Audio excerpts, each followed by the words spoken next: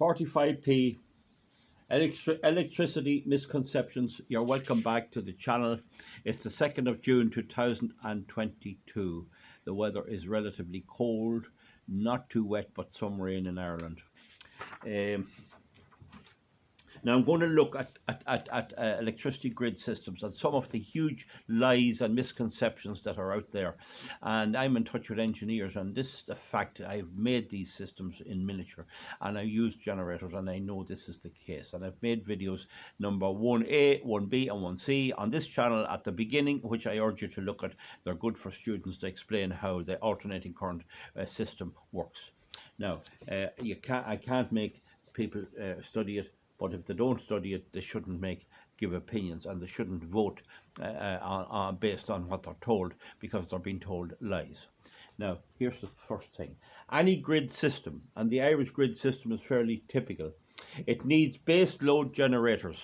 That means it needs generators with large rotors, large heavy rotors, driving hundreds of three-phase AC motors. So you have gangs of big generators driven by condensing steam turbines or open cycle gas turbines or whatever they are. They're driven by them, and they're kept at a sustained speed. And they're all in big lines, and they're connected electrically to other power stations. So you have Money Point, and you have all these type of ones, Whitegate, and they're connected electrically through the cabling. And then there are the electric motors, three-phase electric motors in heavy industry like quarries and all that. There are also contain rotors, heavy rotors, and these also run in unison. So the whole frequency of the system runs on the same frequency. So there's large heavy rotors driving three-phase motors. So actually the consumer plays a part, in the case of large industries, in maintaining the frequency. Now, these are powered by either combustion or nuclear power. Either you burn fuel or you use nuclear power. That's the other way. River hydro is very little of it. It does the same thing, but there's very little of it. So the thing about it is, this is synchronized power. These can all be balanced. The load and the generators can be balanced so that they produce an exact frequency of 50 hertz. Okay. Now, in Europe, the hertz is 50. In America, it's 60. See?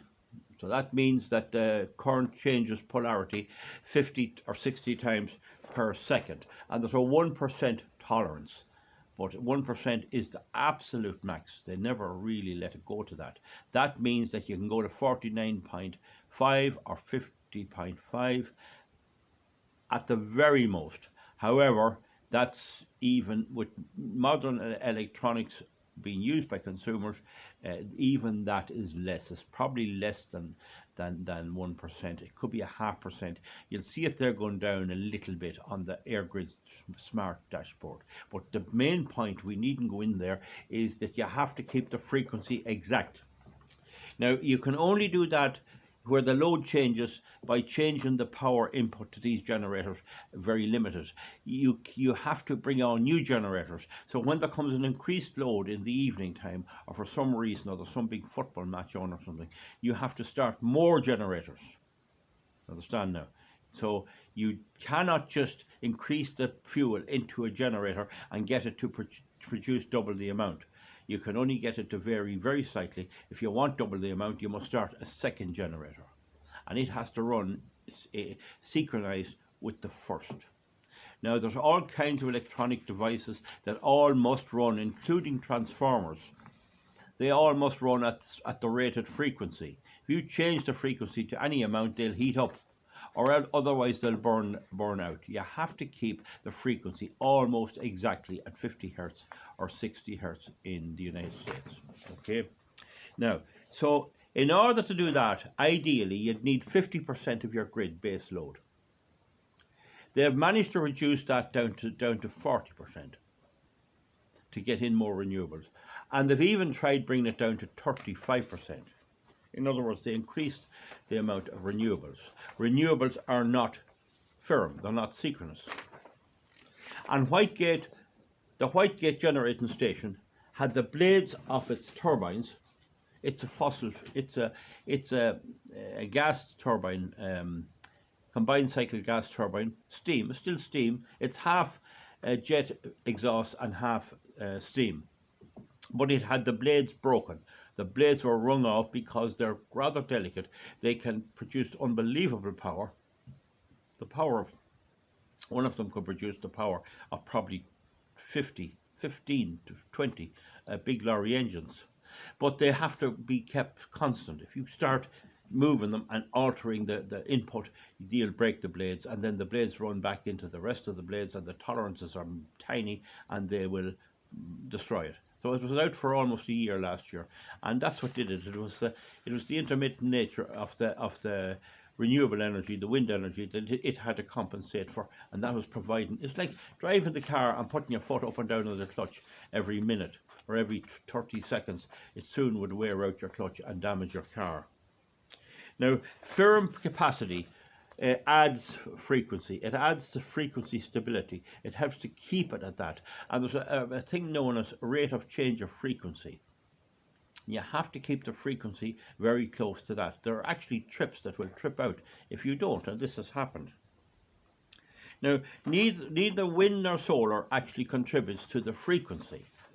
They don't contribute to the frequency. Firm power is a bit like the timing belt on a car engine. It moves the camshaft exactly in line with the crankshaft, half the speed. But if you used an ordinary V-belt, it wouldn't do it. It would go out of sequence. And so that's basically the same thing. The wind energy, if you have baseload plant, you can push it in, and it'll lift the amount of new generation you need to bring in to fill an increased demand. But it won't add to frequency. So it only provides half of what you actually wanted to provide. It will, of course, if the grid is running away there and the load increases, and what you have to do is bring in more fossil fuel to increase this demand. If you have good wind energy coming, you can let in that, and that will reduce the extra amount of fossil fuel you have to bring in to meet that demand, because the wind lifts the weight of it, but it doesn't improve the frequency. And with that, because of that, you're limited. Now, you cannot use wind and solar or any renewables on their own. You cannot run an island on its own. Can't be done. That is not accepted by about 50% of the Irish people. No country anywhere ever ran for even a minute on wind, solar, or a combination of both. Now, you'll get people jumping in, oh, batteries. They're minimal. They have a minimal contribution, and they also do not provide synchronous generation. Now, in Ireland, right, now, if you have no fuel-based load generation at any one time, you cannot use the renewables. They have to be switched off, and you have blackouts. So the renewables depend on the fossil fuel being there at all times, If you take out the renewables, you have to increase the fossil fuel capacity you're using at any one time. If you bring back the renewables, you can decrease the fossil fuel capacity a certain amount.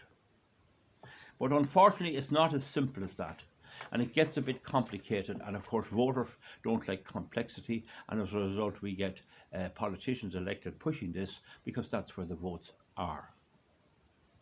So traditional methods of producing baseload was condensing steam run by coal, oil, gas, any heat. Nuclear will do the same, except it's slower to start up. Condensing steam. So you heat the water, you make it into steam, you drive it through the turbines, and you bring it out the far side, and you condense it down using water from a river, and you have new water to run through the system, new clean water. You don't use the river water. So, because it has to be perfect steam, it cannot have any little dirt in it or anything like that. Now, if there's open cycle, that's a turbojet engine connected to a generator, and then there's closed cycle, which is you can use the hot gases from the open cycle to heat a boiler and produce secondary power by way of condensing steam. and that's all firm. It doesn't matter, it's all firm. But the efficiency of open cycle, that's the jet engine alone, is only about 32 or 3%, whereas the combined cycle is up to 68 or 9%. And condensing steam heavy plant for burning coal and oil and gas and all that is quite efficient. It's up to about 54, 55%. Now, I haven't researched those actual numbers, but you can see that recently our Green Minister, Eamon Ryan, has ordered, I think it's 200 megawatts of open cycle gas turbine, the most inefficient that you can get. And there's no nothing out of it, only 32 or 3% efficiency. Now, Ireland never defined what it means by 70% of its electricity from renewables. It never said what that means, when it means it, or how it means it. It never did that. Now, if targets were 60% for renewables on a windy day, the current capacity of about 4,000 megawatts of renewables would be adequate to provide 60%. So you could have it running there on a windy day with 40% from fossil fuel and 60% with renewables, wind mainly. But if the wind goes down to medium, which is rare, I mean that there, what I'm after showing you, that only happens 12 days a year. There's only strong enough winds to give 60% renewables and 40% fossil fuel.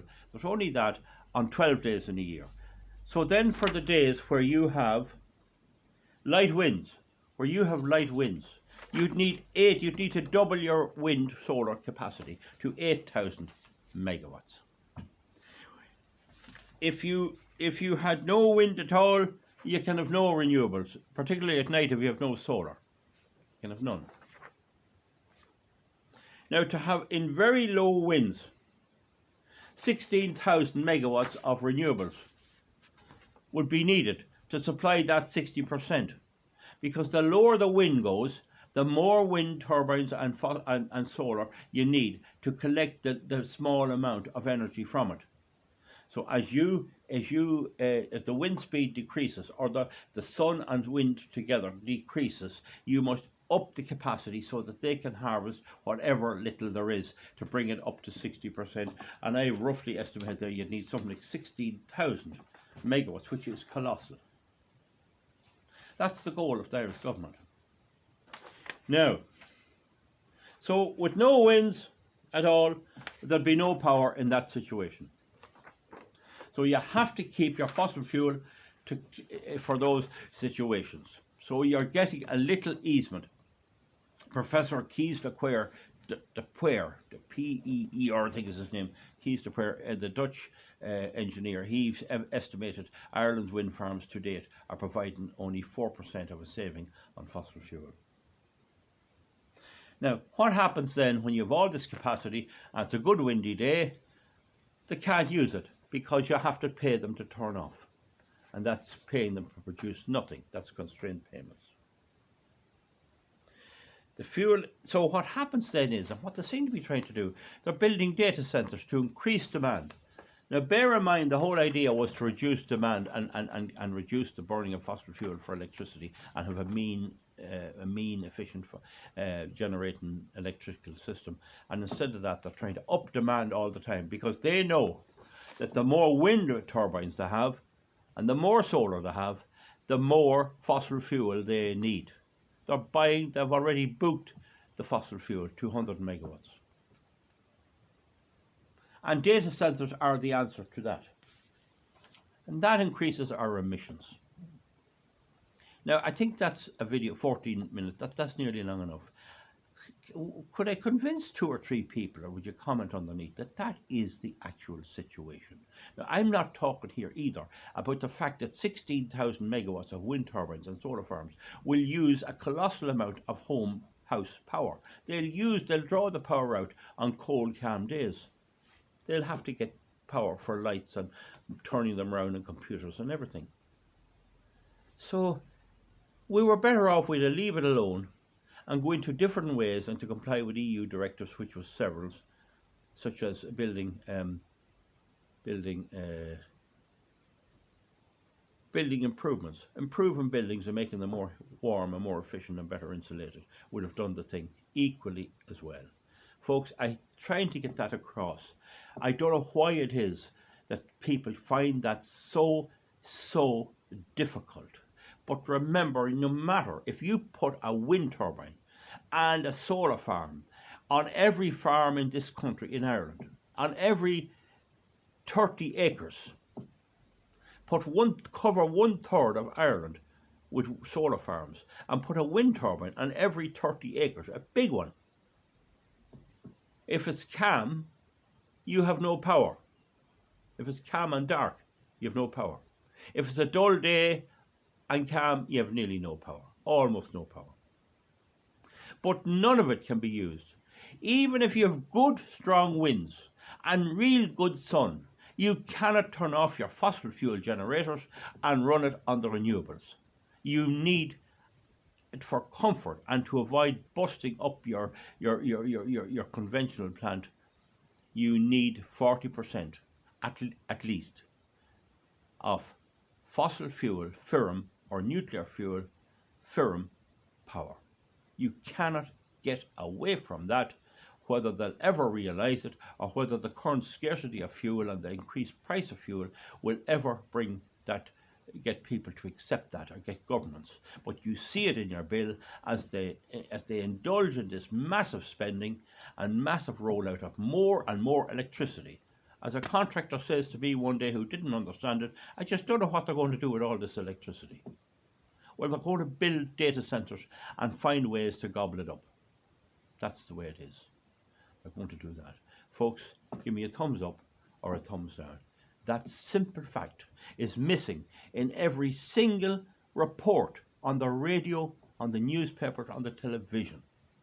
That no matter how much renewables you have, you still need about 40% of firm fossil fuel or nuclear firm capacity running before you can connect your renewables into the grid system. That is a basic fact. If I'm wrong on that, I defy anyone to show me an example of it anywhere. They'll come up with other ideas how you do it. Pay no heed to that. You cannot do it if there's no fuel at all in Ireland, which is very little of its own fuel, none really. Then you have blackouts. End of story. The blackouts have to happen, and all of this renewables is sitting there just as an ornament. Thumbs up, folks, or thumbs down. We'll see you back. Thank you.